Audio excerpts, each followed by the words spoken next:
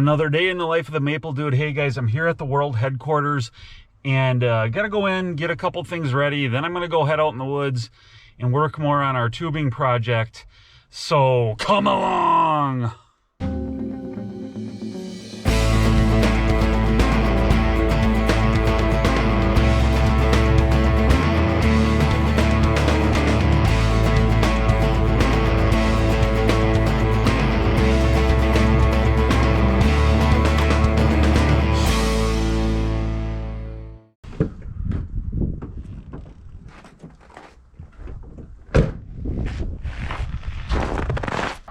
All right, guys, let's get inside the world headquarters here. Thanks for tuning in today. Thanks for watching this video. Please like and subscribe if you like this content. For all you maple enthusiasts out there, I really think this channel is unique among the maple, if you want to call it maple content channels out there. As far as I know, I'm actually the only one that makes a living, full-time living off of tapping trees, making the syrup, selling the syrup, and the related maple products. So, you know, this I think is an interesting example of what you could possibly do with a hobby. I took a very small hobby and turned it into my full-time income over many years. I grew to that, but for about the last 3 years now, I've been doing this full time. It started at a very, very small scale. But as you can see, and you can see in other videos, we got the retail store up here. Why don't we just go around and look at that? I mean, I've got some nice shelving in here. We've got, of course, our wide variety of maple syrup in bottles. And then over here, we've got, you know, the sugars, the mustard, the bourbon, and we got into having another place do coffee for us, the candies, the maple shot. This is kind of one of our more unique products that not a lot of people are doing. We were the second person or maple place out there making these, or at least that we knew of. Now there's quite a few, because that's just what happens. But you can get those online. And the popcorn, cotton candy, almonds, soda, maple cream. Over here, guys, we got the TMD merch, ice cream in the freezer. We've got candles, gift boxes, candles, soap, lotion, hats, all that merch, that type of stuff. And then I do sell supplies for maple syrup making, tapping, and filtering, and things like that. And I'm a Smoky Lake dealer. And you can get their awesome equipment right here with the link above. Now guys, I know the vast majority of maple syrup producers are hobbyists out there, and most people probably watching this are doing it on a hobby level, or at least it's not what they do full time. So you might ask, can you do this full time? Yes, you can. I'm one of the people that did it. It's very, very difficult to, though, I would say, in the grand scheme of things. I'll be honest with you, there's a lot easier ways to make money. It's just that I got into it as a kid and I kind of had a passion for it. And, you know, like I said, grew it from a hobby over many years into a full-time business. Now, with that being said, there's things that I would say are tips or advice that I would give to somebody trying to take it from the hobby, or you maybe say side gig, whatever, to full-time. Now guys, what would I say for tips or advice to somebody doing this as a side business, side hustle? Basically, you're really not making that much money at it. You're just putting everything you make right back into it. I took it from a small hobby over many, many years to this level. Is just the way that it happened for me. It could maybe happen sooner for you. It could take longer. But I will say this, it is rare to be able to do maple syrup and actually make a living on it. Some things that I would say about it is, at the end of the day, you got to sell products. You got to generate income. I would say you definitely want to go direct to customer best, would be your best bet. That would be like through the store here. Now through our store, this isn't a great deal of sales here in the grand scheme of things. Yes, we do get some, and yes, it does contribute to the overall total. But we are on a busy highway, but we're not in a tourist area of Wisconsin. So that would be a huge factor, depending on where you're at. If you're in kind of a touristy area where there's a lot of that type of traffic and that type of people, you could do a lot better in that regard than I do here. And, so that's something to consider. Farmers markets. That's kind of where I got my start. What I'll say about farmers markets, again, probably depends on your area. If you're in a more of an urban area, I don't know. I haven't done farmers markets for years. I kind of got out of doing them. I got tired of them. I didn't like my weekends tied up all the time like that. If you kind of live that lifestyle, you kind of have to do that, farmers markets and festivals and events like that, and it's typically on weekends. I like riding four-wheelers and three-wheelers too much and doing things like that on my weekends to sit there and do that. And again, in this area, you're going to have the people, the $10 a quart people, the Amish, stuff like that. It just wasn't worth my time. So what I got out of that, I built the world headquarters here. We started selling out of here. And then what I did was, got the website going. Is there a great deal of sales on there? Again, it's not a huge amount, but it contributes to the overall total. Got our stuff on Amazon. Not a huge amount, but it contributes to the overall total. I think I'm unique in that I'll kind of keep saying this with everything and every way that I sell it. We also, of course, do wholesale. And there's two different kind of levels of wholesale, I would say. Wholesale direct to stores, and then wholesale to distributors. So there's going to be two different price levels there. To your distributors, you're going to be selling it less than you would direct to the stores wholesale because the distributor takes their cut. And you kind of want to land in that realm of pricing to make your syrup, your maple products competitive with the other ones around you. Because I will say this, at the end of the day, even though I feel like I've created a brand with the Maple Dude, maple is very hard to set yourself apart because at the end of the day, it is maple syrup. Yes, you can do a quality job of making maple syrup and you can do the best job you can, but it's very hard to educate the customer in that. Like when they go into the store and see something like mayonnaise, they're just kind of expecting the same thing from brand to brand to brand. And I think in most consumers' eyes, maple syrup is maple syrup, and it kind of is. So it's hard to set yourself apart. That's where getting into the game of selling in the bigger grocery stores and the mass chains of grocery stores, which I am in that a little bit here in Wisconsin with a couple different chains.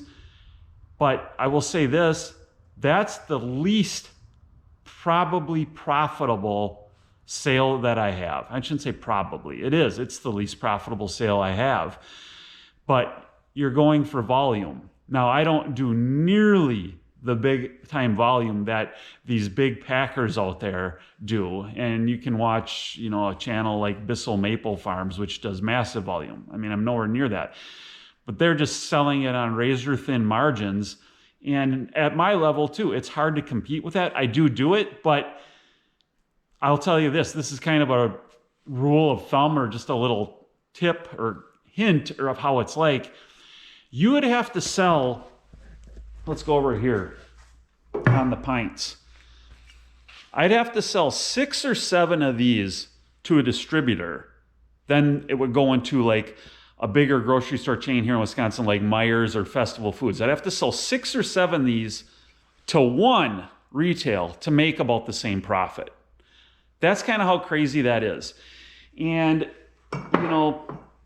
competing with those bigger guys on that, you don't have the equipment, the efficiency levels that they do. So I would say the best thing that we have going on is selling to direct to wholesale to, like natural food stores in different states. We ship pallets around here and there to different states and restaurants and things like that. You kind of get that middle ground price. And those people seem to be pretty loyal to you once they start with you, because you get to know the owner. Generally, you know the people that own it, and you can talk to them and you can maintain that relationship. With these big grocery store chains, nah, that doesn't really occur. You know, they'll drop you from a store without even telling you. You know, for some odd reason, the syrup in that particular store doesn't meet their expectations or something like that. So, okay, so that's some little advice I would say if you're looking to get into this and grow it into something that can support you. That's what I found works. You know, get into the diversified products like the cotton candy, things like that. We've had success selling that. I do have a couple cotton candy machines to do that. All right, guys, one thing you might want to consider too in pursuing a maple related business, or thinking about it in terms of how you want to scale it or how you want to go further down the road. Do you want to sell syrup? Is that the thing you like doing? Or do you want to make syrup? Is that the thing you like doing? Because if you just want to sell syrup, and maybe you have some taps of your own, but you want to scale it from there, you are better off just buying the maple syrup and then repackaging it, rebottling it, whatever. Because when you consider the time investment, that's the big one, especially the time. Because if you don't value your time, I mean, that just, it doesn't add up. You could make more money doing any other type of job, honestly, when you figure the hours and time you put into it. So if you want to just sell syrup, one thing you might want to consider is just buying it. I know of people, particularly a guy here in Wisconsin, who had a business similar to mine, did a wide variety of products and things like that, and he just sold all his equipment and everything like that, and he's like, it's cheaper just to buy the syrup. That's a thought. Now, if you like to make syrup, if you're a maple syrup maker, you're a farmer, you can make the syrup. You can dump a bunch of money into it. Don't count your time. Don't get paid for your time. But realize you're working for a very, very, very low wage. But some people like that. That's what they like to do. They're farmers. So that's just another way of looking at it, guys. And who am I kidding? I'm kind of both, the farmer and the syrup seller. Now, that will be a thing I'll have to address down the road here too, depending on help and things like that with the operation and whether my son wants to get involved. Which direction do I want to go? Today, guys, over here, I got to get this bottling machine ready. You know, I upgraded to that because I had to. We couldn't fill bottles anymore by hand but you do have to have about at least 3 people running this. You know, you got the syrup holding tank back there. Honestly, you kind of have to have 4 people. When we're running this bottling machine, and tomorrow we will, because we'll be bottling up like 4.5 drums of syrup. We have to have myself kind of keeping the syrup heating, filtering. It goes into the holding tank, goes into the bottler. So there's a person here putting bottles on this shelf, putting them over, running the machine. Then you got the person over here capping, and then you have a person over here running the labeling machine and putting them into boxes and then getting them on the pallet. And I kind of help with that too. We have this little labeling machine. Recently, we just added this. This actually date codes it and prints it on the bottle, whereas before we were hitting it with a tag with the date coder. So that was a nice upgrade. So I hope you find that kind of interesting. I hope that helps a few people out. You know, other than that, over here, this is, as a side note, I got my RO machine here with the membranes out of it. We don't even have the membranes right now, and I'm recording this on February 5th. Now, typically in Wisconsin, we have a bit of time to go, and I just looked at the extended forecast. So take a look at this extended forecast. If that holds true, it could be later March before we're going here. And I know people say, oh, you can't trust the weathermen. They don't know what they're talking about 2 or 3 days ahead of time. Yeah, they do. They generally get trends right. Maybe not a month out, but definitely in the 2 weeks. And I would say even in a month, they know pretty much what's going on, and it gives you a good idea of what to plan for. A week or 10 days into March, I'm cool with. That's kind of what we usually get here, or traditionally have, and it gives me enough time to get ready. Now, you start talking towards the after the 20th of March, then you start maybe worrying a little bit, at least in my area, if you're going to get a good season. If spring will arrive really quick and it'll be over like that. Who knows? Another thing, guys, what I should say is I don't do this by myself. I do have help. I have Jean, she works in the store and she kind of oversees the store and production of a lot of the specialty products like the maple almonds, the cotton candy, the cookies, the candy, lollipops, that type of thing.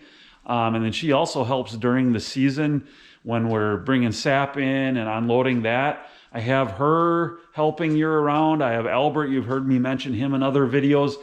He pretty much works year round except the summer. You know, he comes, he helps bottling, Jean helps bottling. And then beyond that, during the maple season, I have seasonal help with a couple other guys, Bobby and Oleg, retired guys that can help out too. And then even beyond that, my dad, who is going to be 85 in April, he'll still come up here on bottling days and help with the bottling.